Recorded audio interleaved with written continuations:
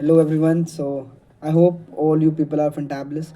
So from today onwards, we are going to start a series that is Think with Me, and it's a scenario-based series in which we have a lot of scenarios, different scenarios, onto which we have to present our point of view basically. So it's test our thinking ability, how much and how quick we are able to think and frame the sentences. So for today's the scenario is, let's suppose you study for 10 hours one day, then disappear for 10 days. Another person studies 30 days daily. Uh, who is the doing good, or who is best? Whose approach is best? So we are be sharing our point of view on that, and this is my point of view. You can also share yours, and just don't listen to me, start to think. That is what. And we'll be keeping this video with a motto that is raw and real, and this is the step of one person growing every day. So let's start with, so it's my point of view. In my opinion, like, study for 10 days one day and then disappear for you know about 10 days, it's not a good habit, because if you want to achieve something, we have to be continuous, and that should be in a very contagious manner. We are doing something for about a long period of time, one day, 2 day, 3 day, and then we are disappear for about like month, so we are not going to have any results.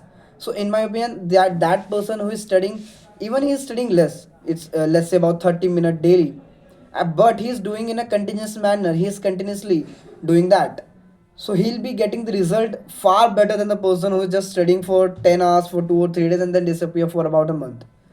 So we should be following this approach to be doing something in a continuous manner, because there is a one path of doing anything, because I've read a lot of books on that.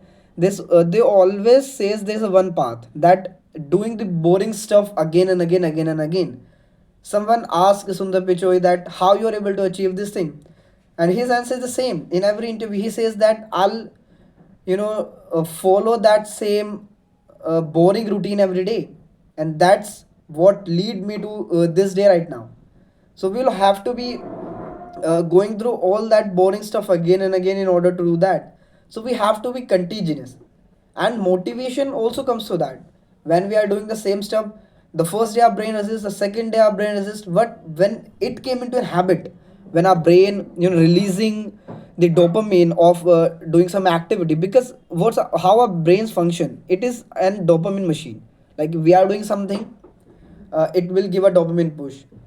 But we are making ourselves right now into that scenario, like by doing some other things rather than doing the important things, our brain get dopamine so fast. For an example, scrolling reels, our dopamine levels are so high, our brain gets the feel happy hormone, so we are tend to do that thing more.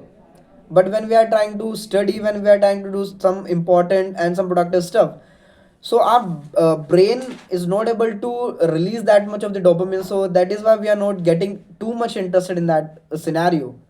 So that is all, that like we have to be contagious, we have to be doing that boring stuff again and again. So that is my point of view on this scenario. And you can also tag me, you can also share your POV, and let's take the last scenario for the today's, and that will be about motivation is emotional and discipline is mechanical. What is better, motivation or discipline? So if you want my thought on that, motivation and the discipline, they are not the different terms.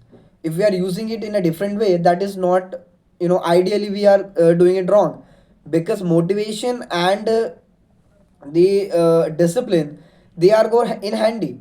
We are increasing one thing, the another thing is tend to increase itself. For an example, I have motivation, and due to that I've driven to do discipline for some activity. If I am a discipline, and then it also complete the cycle, it will lead to the motivation again, and then the motivation, it will lead to the discipline again. So it's a loop, it's the continuous loop, it's never ending loop. So if you are trying to be motivated, you need to be disciplined. If you need to be disciplined, you need to be motivated. So if we are doing something like motivational, yeah, sometimes motivational is also emotional, it can be emotional, but discipline is something mechanical. We have to put a lot of hard work, we have to fight from our brain that we have to do that thing to be disciplined.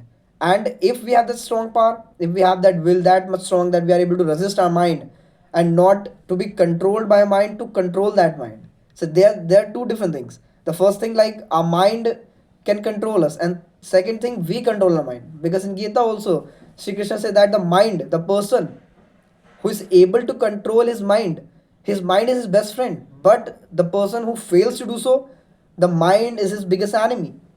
So we have to, think for ourselves. We have to uh, say this, like, what we want our mind to do with us, like how we are want that mind behave with us.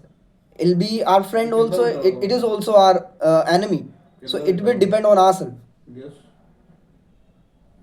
So that is all. This is two scenario questions I take, and that is episode one. And we'll be doing a lot of scenario questions because it's you know speed up the thinking process and how you are arranging, how you are presenting your stuff. So that is all for today. I'll see you in the next episode. Thank you. Until then, stay sharp and don't forget the motto. Let's grow 1% every day.